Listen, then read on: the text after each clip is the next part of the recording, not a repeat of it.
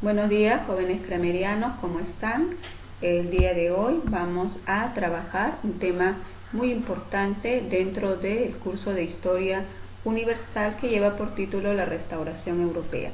Este es un capítulo que se va a dar tras la caída de Napoleón Bonaparte en Europa.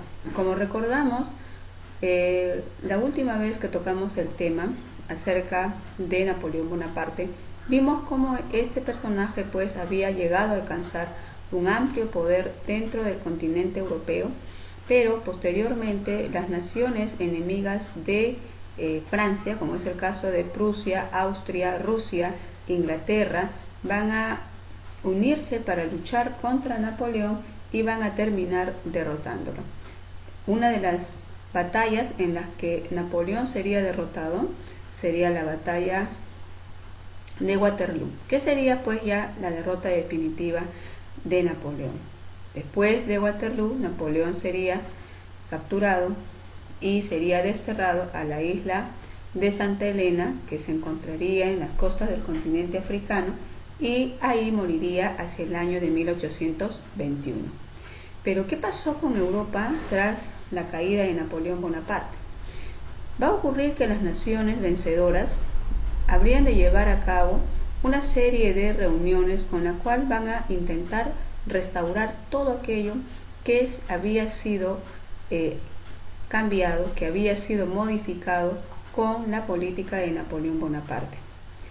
Dentro de ellos, por ejemplo, las fronteras entre las naciones. Recordemos que Napoleón había en varias ocasiones enfrentado a sus enemigos y los había derrotado en más de una oportunidad y había establecido dentro de esos territorios gobiernos colaboradores. Tras su caída, estas naciones van a buscar que las cosas retornen al estado anterior al año de 1789. Y este proceso habría de ser conocido con el nombre de la Restauración Europea, ¿no? También conocida como la Restauración Absoluta en Europa, que va del año de 1815 a 1830. Como ya sabemos, las guerras napoleónicas afectaron las estructuras políticas y territoriales de Europa a nivel tanto político como también a nivel, diríamos, pues económico. Se ve la crisis de las monarquías absolutistas y a nivel territorial vamos a ver la existencia de nuevas demarcaciones de fronteras. Por esa razón que los países vencedores sobre la Francia de Napoleón se van a unir para hacer cambios en estos aspectos. El nuevo orden estuvo definido por 4 grandes potencias vencedoras de Napoleón, que serían Inglaterra, Rusia, Austria y Prusia. Además, Francia, que buscaba mantenerse como Estado-nación. La reunión de estas potencias se va a dar como resultado el desarrollo de lo que se recuerda en la historia como el Congreso de Viena y de la Santa Alianza. Hablemos respecto de lo que sería el Congreso de Viena. El Congreso de Viena va a ser una reunión en la que van a participar las potencias vencedoras de Napoleón con el objetivo de rehacer el mapa europeo, según los acuerdos adoptados mediante el Tratado de París del año de 1814. El encuentro se llevó a cabo en Viena entre los años de 1814 y 1815. Entre los asistentes estuvieron Rusia, que estaba representada por el zar Alejandro I y por su ministro de Asuntos Exteriores, Gran Bretaña, que tenía como delegado a Köstler, Austria, que estaba encabezado por el rey Francisco I y su ministro Metternich, y Prusia con su rey Federico Guillermo III y su ministro Hardenberg. Además, Francia tenía como portavoz a Talleyrand, quien procuraba que su estado no quede desmembrado. Cada una de estas potencias buscaba apoderarse de la mayor cantidad de territorios. Los rusos, por ejemplo, querían Polonia y tener también influencia sobre los Balcanes para llegar al mar Mediterráneo. Austria tenía también intenciones sobre los Balcanes. Inglaterra quería mantener su dominio marítimo en el mundo y también que se mantenga un equilibrio continental en Europa. Y Prusia ambicionaba el ducado de Sajonia. Entonces vemos que todas las potencias tenían intereses que chocaban entre sí. lo cual va a ser aprovechado por Francia, puesto que esto agudizó el recelo y divisionismo europeo, para así evitar una mutilación territorial que habría sido desastrosa para la nación francesa. En la imagen nosotros vemos a Metternich, uno de los personajes importantes en el proceso del Congreso de Viena. Va a ser la figura más representativa y muchos de los planteamientos que él habría de establecer habrían pues de ser aplicables dentro del Congreso. En el caso de Francia, como vemos, tras la caída de Napoleón Bonaparte, se va a producir el retorno de Luis XVIII en el poder. Él también pertenecía a la dinastía de los Borbones y con el gobierno de Luis XVIII se va a mantener esta dinastía durante algunas décadas más en el poder de Francia. Aquí vemos un mapa en donde se establecen justamente las negociaciones para una nueva reestructuración territorial, el restablecimiento de fronteras dentro del continente europeo.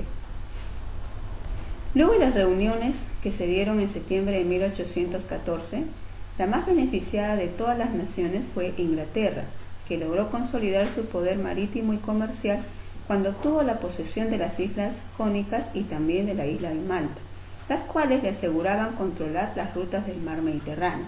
Asimismo, también obtuvo el Peñón de Gibraltar, el cual quedaría en su poder por mucho tiempo.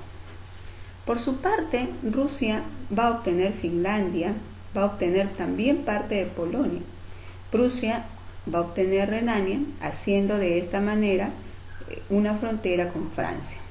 En el caso de Austria, va a recibir el norte de la península itálica, es decir, la zona que correspondería al reino lombardo-veneciano, y también los territorios de Toscana, Parma y Módena. Así fue como las potencias europeas van a reconocer a la Confederación Germánica como la sucesora del Sacro Imperio Romano Germánico, siendo jefaturado por el emperador de Austria, unida a los estados alemanes y las ciudades libres de Lübeck, Brema, Hamburgo, Frankfurt, entre otras. En conclusión, diríamos entonces pues que el país más beneficiado fue Inglaterra, porque aseguró a través del Congreso de Viena su predominio marítimo. También debemos hablar de los logros que habría de alcanzar la Iglesia Católica en aquel tiempo. La Iglesia se sumó a estas reuniones de las naciones en el Congreso de Viena y habría así de recuperar los estados pontificios.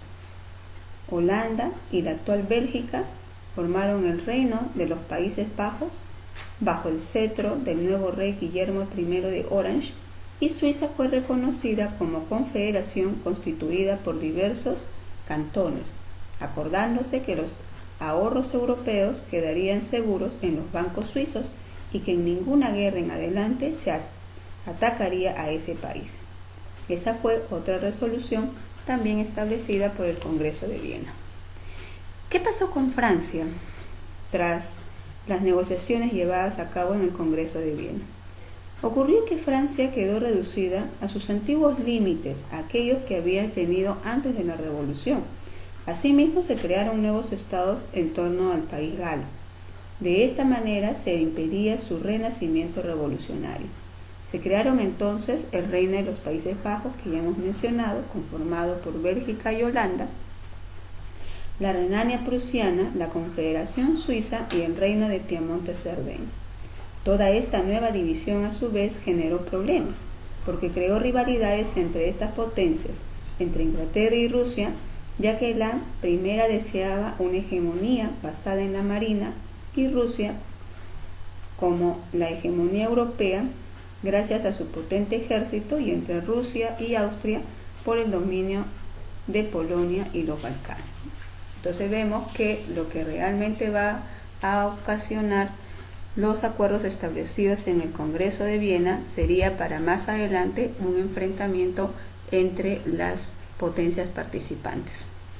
Y esto sería la antesala de lo que más adelante habría de desatar los grandes conflictos a comienzos del siglo XX. El mapa europeo entonces se va a modificar y va a quedar organizado bajo 4 principios fundamentales. Uno que vendría a ser el principio de legitimidad frente al principio de la soberanía nacional, es decir, tomar en cuenta lo que realmente le pertenecía a las naciones desde antaño y no considerar la opinión ni la participación de la población, de la sociedad civil. B, que vendría a ser el principio de equilibrio, es decir, que las fronteras de los estados europeos debían restablecerse.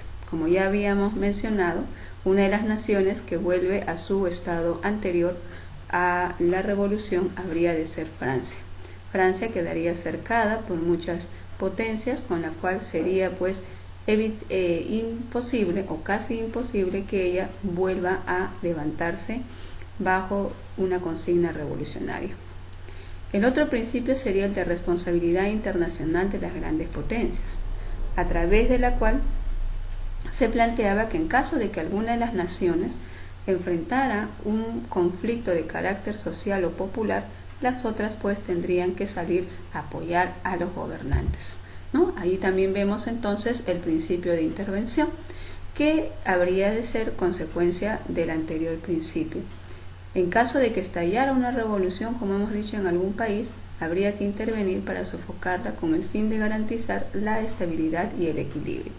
Y uno de estos casos que podríamos mencionar sería pues la intentona de intervención por parte de estas potencias aliadas contra el proceso revolucionario que se estaba viviendo dentro del territorio americano. Recordemos que gran parte de América era dominio de España, y para comienzos del siglo XIX, tras la crisis que se va a vivir en España con el gobierno de Pepe Botella y posteriormente el retorno de Fernando VII, rey de España, y quien no va a reconocer todo lo establecido a través de las reuniones de los liberales de su país, como por ejemplo una constitución de carácter liberal, lo que va a provocar eso sería pues la rebelión de la población española, para lo cual, al enterarse de ello, las naciones europeas aliadas van a introducirse sobre España y van a darle el respaldo al rey Fernando VII y van a sofocar las rebeliones populares.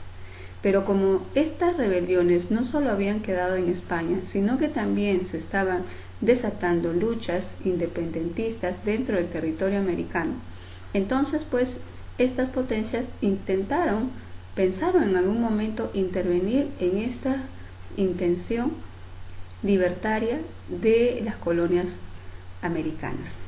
Cuando Estados Unidos se entera de esta situación, Estados Unidos pues plantea su rechazo, su repudio a las propuestas de las potencias europeas. Y bajo el lema de América para los americanos, plantea de que en caso de que Europa decida intervenir sobre el derecho de rebelión en las zonas de América, pues los americanos se unirían para luchar en contra de estas naciones europeas. Cosa que hizo que las naciones europeas no intervinieran dentro de la situación que estaría viviendo el territorio de América, ¿no? Entonces es así como se establecen los acuerdos respecto de el Congreso de Viena. Otro de los hechos también importantes que se va a establecer en este proceso de restauración sería la Santa Alianza, que se va a establecer para el año de 1815.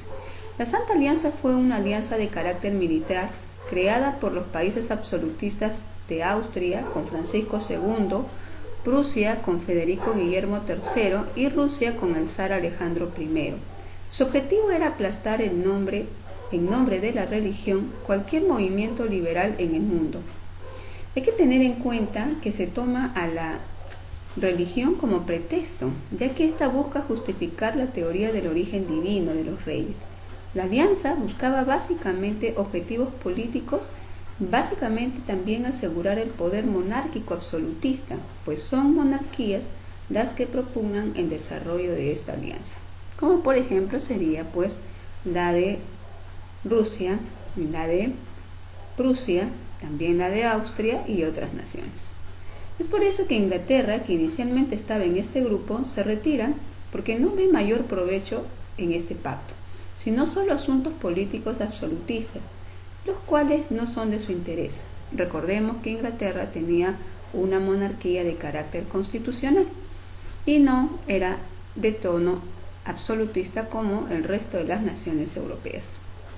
Además, ya había consolidado su poder económico en el Congreso de Viena al obtener acceso al mar Mediterráneo y quería hacer inversiones y exportar en un clima de libertad comercial.